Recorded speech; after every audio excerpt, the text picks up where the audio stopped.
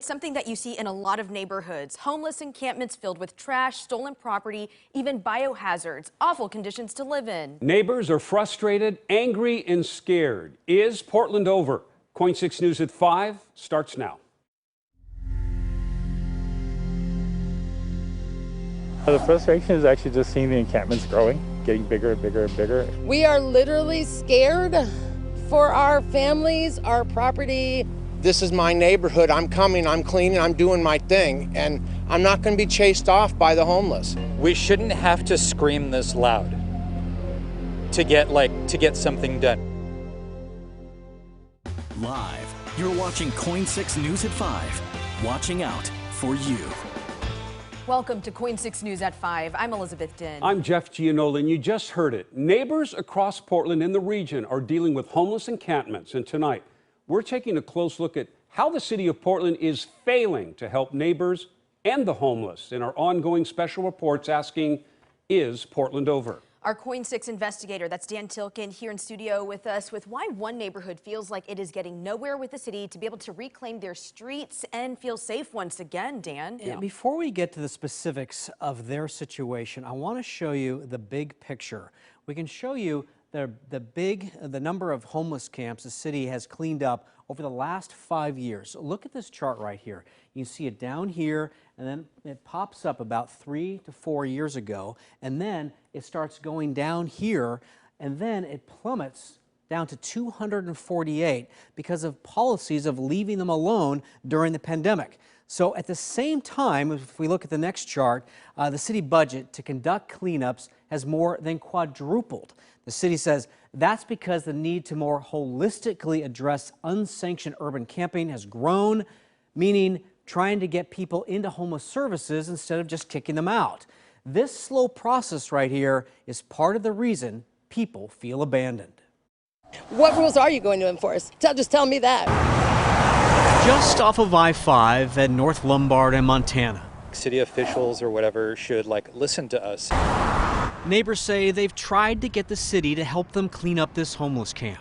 We were willing to share, but this isn't sharing when they just take over a neighborhood and have no laws that they have to follow. Over months, their pictures document the tents, trash, and RVs on both sides of the fence that separates the neighborhood from the freeway. They've seen fires like this one, had packages stolen, and been threatened. We're completely tolerant of people that are experiencing houselessness. That's not a big deal, but it reached kind of a threshold or a line when we started observing a lot of drug deals, started observing physical violence between people.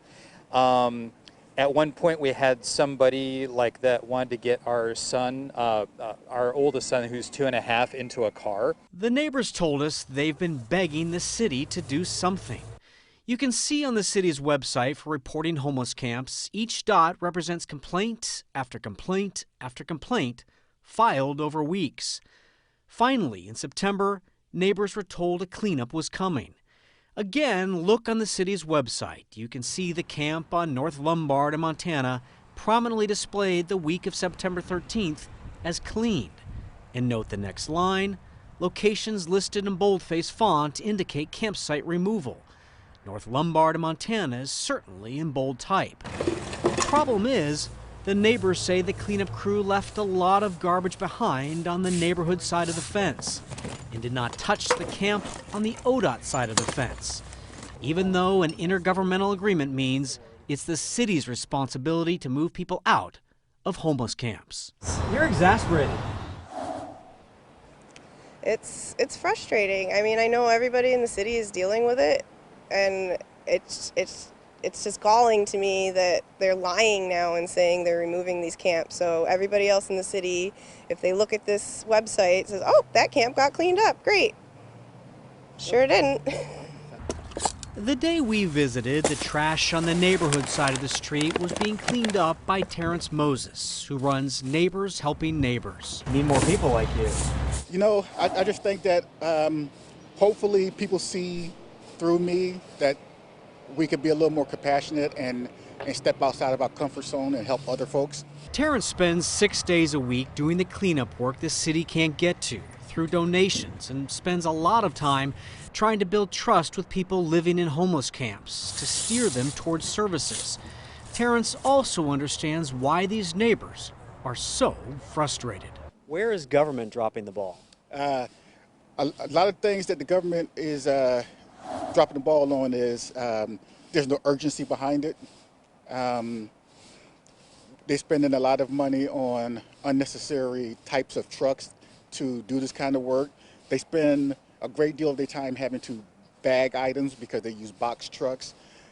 And they're not funneling the money into the smaller organizations that are doing the big majority of the work. The neighbors complained to the city's one point of contact campsite reporting system, but we can show you why it's not that easy. At this camp, you can see electrical cords coming from a utility box to tents. At least one box says CenturyLink, which is now called Lumen. A spokesman told us, "We understand the community is frustrated, as are we. We have secured our cross boxes, including placing locks and chains on them.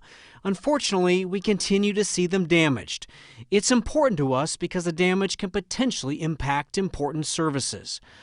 Meanwhile, ODOT is responsible for the fence, locking the gate and fixing any holes. And again, ODOT can only clean up camps and garbage if the city works to move people out of the camps first. The people who are responsible for camp cleanups fall under Mayor Ted Wheeler's jurisdiction. But when we asked him about cleaning up freeway camps last spring, he told us this. I want to be clear, every one of the right-of-ways you just mentioned, the litter, the graffiti, that's not the city. That is the state. Those are ODOT right-of-ways, and that is their responsibility. When it comes to abandoned vehicles, that's the Bureau of Transportation. And a request to PBOT to make parking on Montana Avenue illegal from a neighbor 2 years ago shows PBOT has been dealing with a heavy caseload for a long time, replying, "Investigations are taking up to 12 weeks to complete based on our backlog of requests and staffing." And also consider the county runs the Joint Office of Homeless Services with the city to oversee the delivery of social services to homeless people. And the person who runs the city's housing bureau is Commissioner Dan Ryan, whose efforts to build safe rest villages for the homeless is taking months longer than expected. Then consider the city is prioritizing which camps are to be cleaned up first based on whether they are high or low impact. As of late last month, 71 camps were considered high impact. But in this statement, the city says, if we were using our pre-COVID-19 standard operating procedures, there would be somewhere between 200 and 300 sites that would meet high impact criteria. The reason there are only 71 is because we have increased the threshold for encampment removals due to the health and safety guidelines we implemented in conjunction with Multnomah County Public Health and the CDC. The city tells us this neighborhood is considered high impact and sent us pictures of the 3 days crews spent cleaning up. But after saying no to our interview request, a spokesperson wrote this.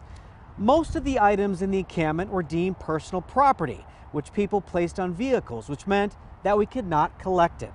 Although we performed a campsite removal, I can understand how some people might think it was partially done. However, we have very strict guidelines about what we can and can't collect, and we always adhere to those guidelines. In regards to the encampment on the other side of the fence, each encampment is assessed and scheduled for removal if deemed necessary on an individual basis. But we have to prioritize the sites that pose the greatest health and safety risks to the community and can only work as much as our resources allow. I feel like you guys are in a loop. We are.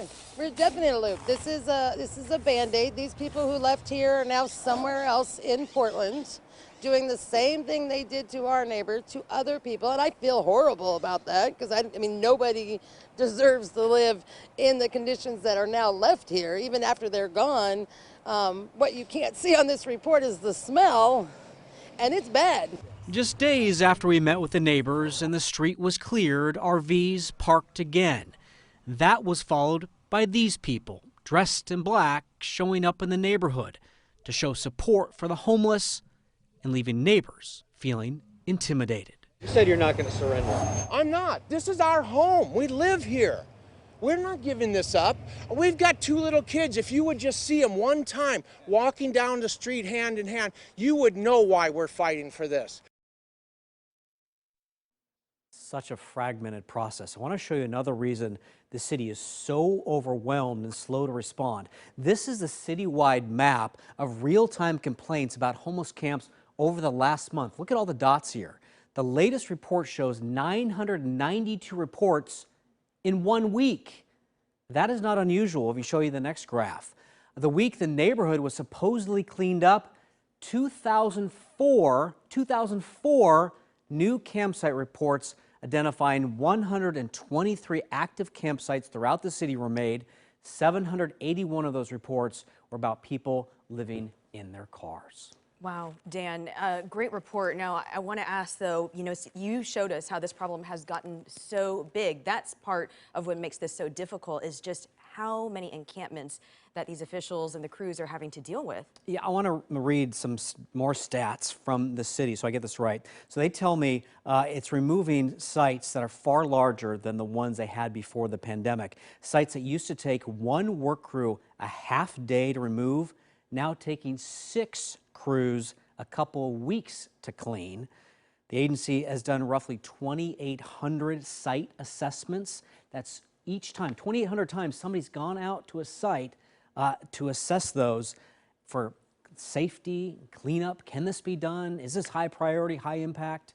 Tough process. Yeah, we talked about the finger pointing. That's their responsibility. It's ODOT's responsibility. It's the city's responsibility. The bureaus don't talk to each other. Seems to be no coordinated effort. Now, you've tried talking to officials about this. What happened? The agency in charge of the cleanup doesn't do interviews. So it's kind of this nameless, faceless name with a really long name, group with a long name. So it goes to the mayor. We've asked the mayor multiple times for an interview about this, not heard back. All right, and we'll continue to follow this as our series as Portland Over continues. Dan, great reporting. Thank you.